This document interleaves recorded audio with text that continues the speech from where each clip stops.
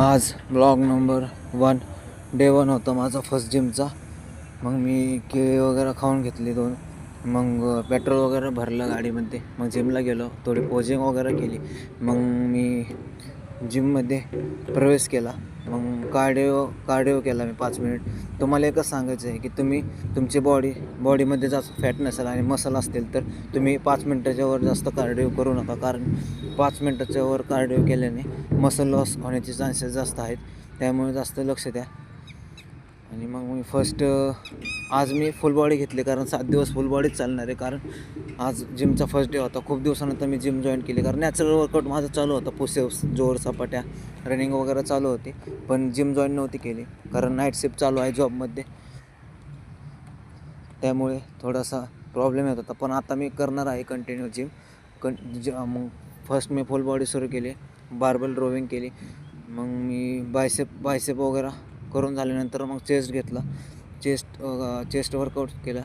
मग chest workout झाल्यानंतर मग मी फर्स्ट बॅक, नंतर बायसेप आणि नंतर चेस्ट, नंतर फोर्थला मी ट्रायसेप घेतला.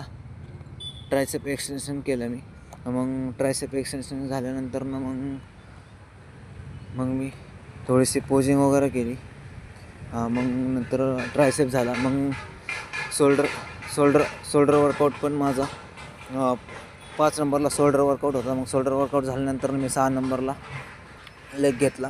लेगसाठी फर्स्ट मी काप्स केले, कारण 2 मसल घेतो आहे मी. फुल बॉडीमध्ये 2 मसल घेतो आहे आणि 2 व्हेरिएशन पण घेतो. त्यामध्ये मग फर्स्ट काप झाल्यानंतर मग लेगचा वर्कआउट पण झाला कंप्लीट.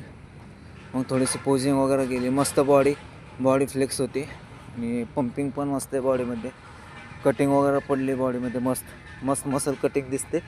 एवढा खुश झालो ना मी कटिंग बघून, खूप. कारण मेहनत रंग लाती आहे. कारण आपण ज्या गोष्टी करतो आहे त्या गोष्टी करताना चांगल्या गोष्टी आहेत, कारण चांगल्या गोष्टी करताना आपलं चांगलंच होणार आहे.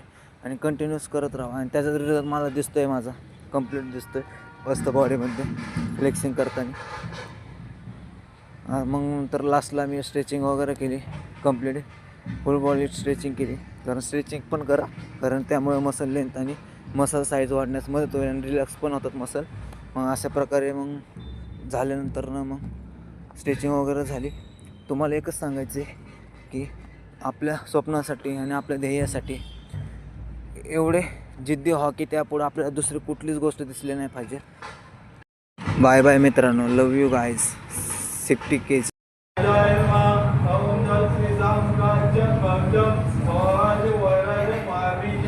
महाराज